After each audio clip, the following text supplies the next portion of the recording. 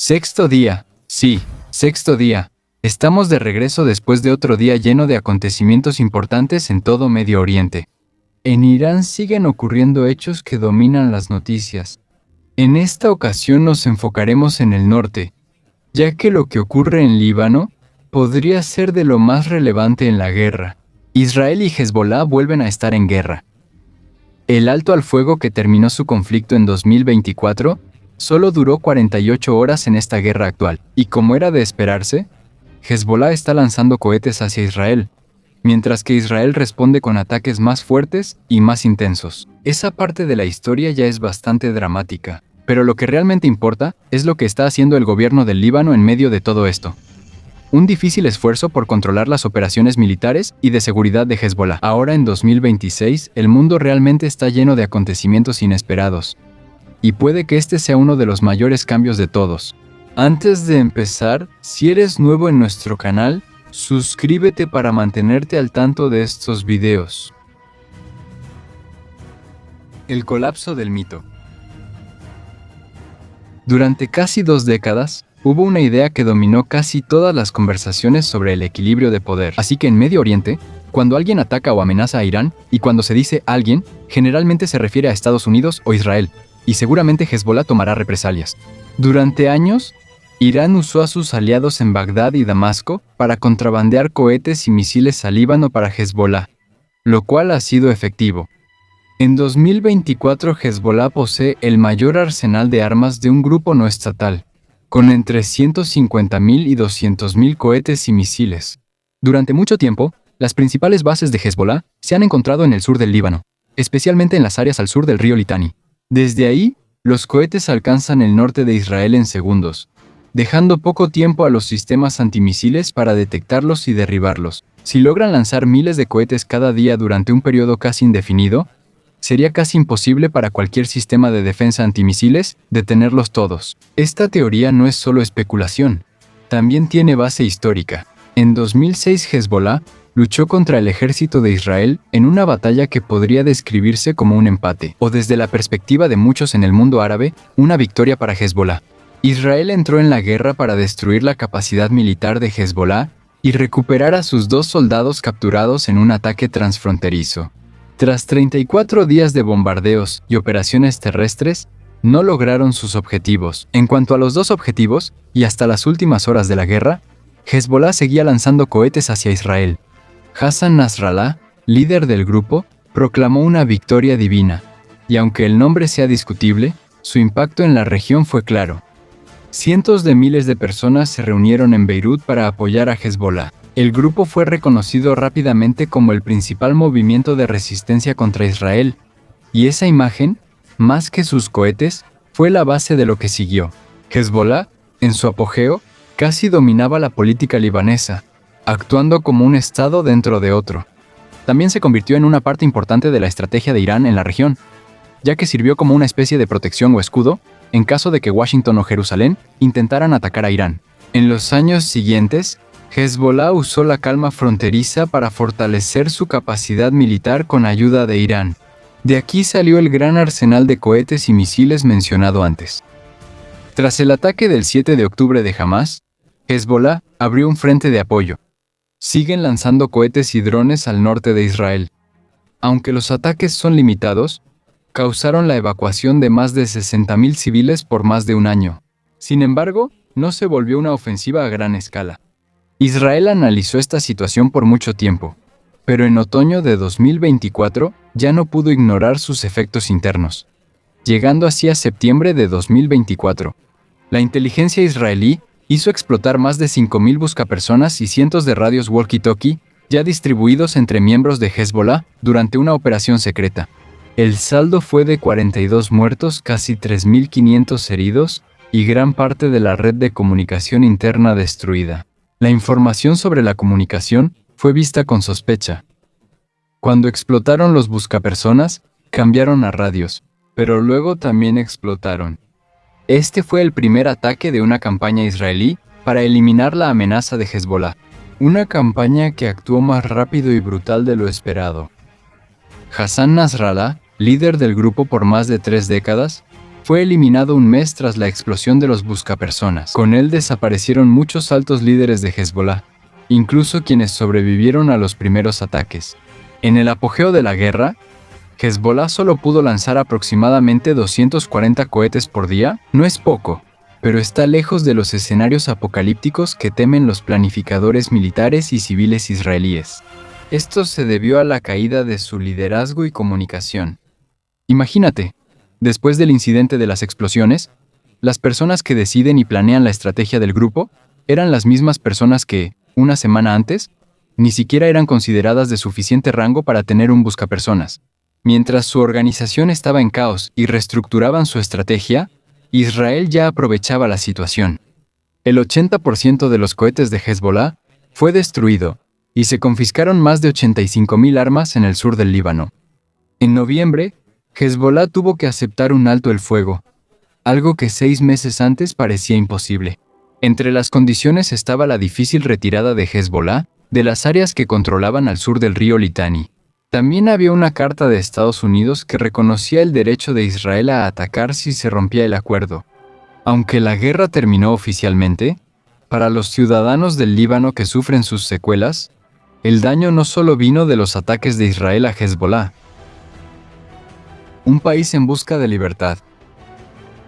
Cuando llegó el 2026, el frágil equilibrio que se había formado tras el alto al fuego se desmoronó rápidamente cuando Estados Unidos e Israel lanzaron una campaña, una operación que resultó en la muerte del líder supremo iraní, Ali Khamenei, en las primeras etapas de los ataques. El alto al fuego ya se estaba deteriorando antes de eso. Israel nunca dejó de atacar en Líbano. Continuaron construyendo, y según los datos de ACLED, ya habían realizado aproximadamente 1,600 ataques solo en la primera parte del año. Con la Operación Furia Épica, se perdió la ilusión de un alto al fuego. Recuerda, toda la identidad de Hezbollah está centrada en enfrentar y luchar contra Israel, especialmente si ocurre algún ataque contra Irán. El 2 de marzo, 2 días tras los ataques aéreos, Hezbollah actuó de nuevo. Lanzaron un ataque con cohetes y drones contra un sitio de defensa antimisiles israelí cerca de Haifa. Fue el primero desde el alto al fuego. Hezbollah presentó este ataque como una venganza por la pérdida de Khamenei y como un mensaje claro de que siguen apoyando a Irán. Israel interceptó la mayoría de los cohetes. Los pocos que pasaron cayeron en zonas deshabitadas y no hubo víctimas. Sin embargo, contrario a lo que algunos esperaban, que tal vez un debilitado Hezbollah solo podría realizar un ataque fallido, no han dejado de disparar. Varias unidades atacaron la base aérea de Ramat David y el centro de operaciones aéreas de Meron. También hubo cohetes que impactaron en Napa Face y en las posiciones de los golanitas, particularmente en la zona de Bein Barú. Para el 3 de marzo, Hezbollah ya usaba misiles guiados antitanque contra tanques Merkava israelíes cerca de la frontera. Antes de los combates, todos sabían que Hezbollah estaba mucho más débil que antes de 2024. Sin embargo, estos hechos mostraron que siguen en la pelea. El 4 de marzo, un ataque de largo alcance y cohetes desde Irán impactaron Tel Aviv. 2 personas heridas demostraron que los ataques no fueron solo simbólicos. Aunque Hezbollah está debilitado, aún no ha terminado. Israel respondió como se esperaba, con gran fuerza. En un día, hubo unos 250 ataques aéreos, impactaron en el suburbio sur de Beirut, en el Valle de la Bekaa y en muchas áreas del sur del Líbano. Los ataques fueron contra almacenes de armas, lanzacohetes, centros de mando e infraestructura de comunicaciones de Hezbollah. Entre los edificios de su red de medios gravemente afectados se encuentran Al-Manar TV y Radio Al-Nour. Funcionarios israelíes dijeron al New York Times que esta operación lleva tiempo planeándose y podría crecer a una campaña más ambiciosa. Eso indica que ya preveían la respuesta de Hezbollah. Solo el tiempo dirá cuál es el plan de Israel en adelante. Por ahora, esto no apunta a una negociación de alto el fuego. Israel desplegó la 91ª División Territorial tras evacuar casi 100 ciudades y pueblos al sur del río Litani. Ya han llamado de regreso al servicio militar a más de 100,000 reservistas. Las Fuerzas de Defensa de Israel confirmaron que un alto comandante de la Fuerza Quds del IRGC fue abatido en Líbano. Reza Qasemi. Un paso que prácticamente rompió la última cadena de mando entre Irán y Hezbollah. Por ahora, esto sigue el patrón de esta guerra. donde Estados Unidos e Israel usan una fuerza abrumadora para eliminar a los principales líderes de lo que llaman el eje de la resistencia. Sin embargo, los acontecimientos que siguieron fueron los que realmente le dieron peso a la situación en Líbano, y son la razón por la que lo que está sucediendo ahora es tan importante. Tras décadas de debilidad y concesiones, el gobierno libanés decidió enfrentar a Hezbollah. El gabinete del primer ministro Nawaf Salam prohibió de inmediato todas las actividades militares y de seguridad de Hezbollah. También se ordenó al grupo entregar sus armas al Estado. El presidente de Líbano, Joseph Aoun, ex jefe del ejército, afirmó que la decisión es definitiva. Lo más sorprendente ocurre en el Parlamento.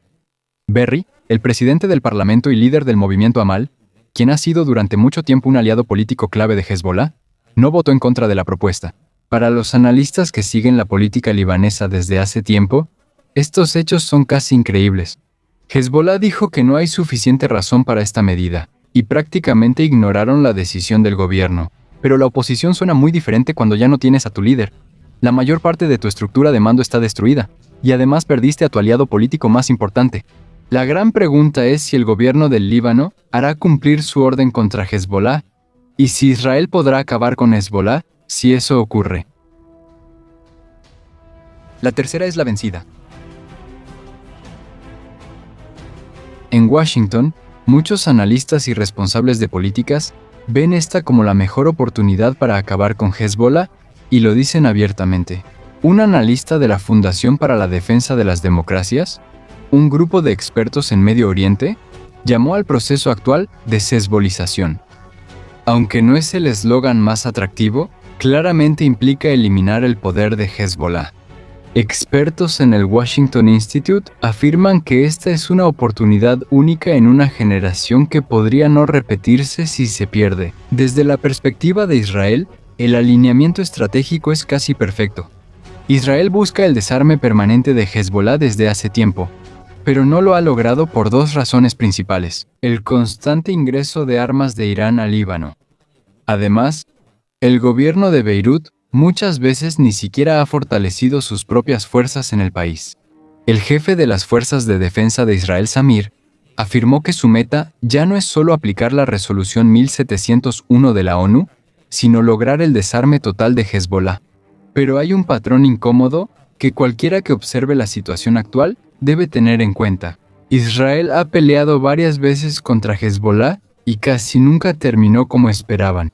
La guerra de 2006 que mencionamos es solo una de varias operaciones, o mejor dicho, desventuras, que Israel ha realizado contra su vecino. La operación de 2006 buscaba corregir los errores de la invasión de 1982. Y esa es la guerra que probablemente los responsables de las políticas de hoy deberían recordar más. En 1982, Israel entró en Líbano con el objetivo de destruir las operaciones de la Organización para la Liberación de Palestina en el país. Lograron ese objetivo desde una perspectiva militar limitada. Sin embargo, los 18 años de ocupación en Líbano permitieron la formación y fortalecimiento de Hezbollah. Por eso, cuando Israel regresó al Líbano en 2006, planeaba solo una operación limitada. Buscaba debilitar a Hezbollah sin caer en una guerra larga y complicada que afectó a generaciones previas. Pero lo que realmente sucedió fue diferente. En lugar de eliminar la amenaza, Hezbollah se recuperó aún más rápido. Tras la guerra, aprovecharon la paz para fortalecer sus fuerzas y acumular un arsenal de armas, que luego causó la guerra actual.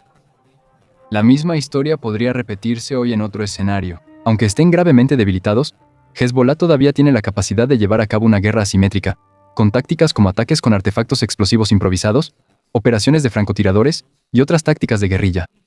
Aunque ya no tienen la misma fuerza militar, sigue siendo suficiente para convertir la administración en el sur del Líbano en una pesadilla por años. Existe otra posibilidad más complicada. Es posible que Israel destruya completamente a Hezbollah, pero en el proceso podrían crear un nuevo grupo de resistencia, una organización que podría ser aún más radical y más fuerte que la anterior. Sin embargo, hay una razón clave que hace diferente la situación actual. Ahora es el Estado de Líbano quien impulsa la recuperación de su soberanía. Larga vida. Un presidente que parece decidido a desarmar por completo a todos los grupos militantes en su territorio. A diferencia de guerras anteriores, en 1982, la Fuerza de Ocupación israelí impuso el orden desde afuera. En 2006, El país dependía de una comunidad internacional sin verdadera credibilidad en el Líbano. Ahora, el cambio es interno. Los libaneses han deseado un cambio por mucho tiempo, y ahora que surgió, parece que no se irá pronto. En pocas palabras, los libaneses comunes han pagado un alto precio por la presencia de Hezbolá durante muchos años.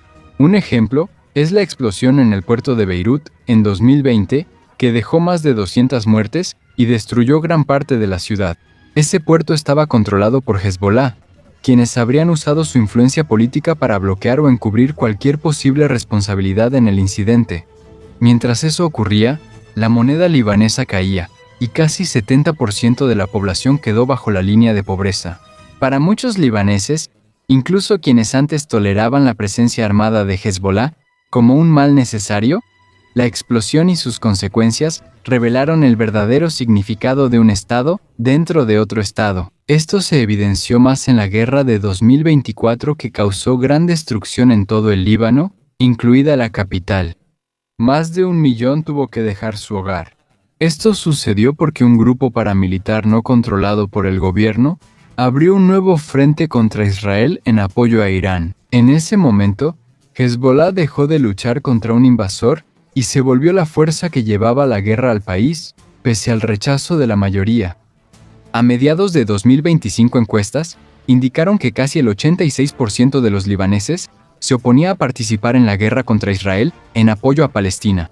Según las encuestas, el 79% de los libaneses cree que solo el ejército del país debería tener armas. Mientras tanto, la confianza en las Fuerzas Armadas libanesas alcanzó hasta un 94% incluso dentro de la comunidad chiita, que antes apoyaba fuertemente a Hezbolá. En abril del año pasado, más de la mitad de la población tenía una opinión negativa sobre Irán, y casi una quinta parte de los libaneses también tenía opiniones negativas. La pregunta es si esto bastará para desmantelar totalmente a Hezbolá, pero por ahora no hay respuesta clara.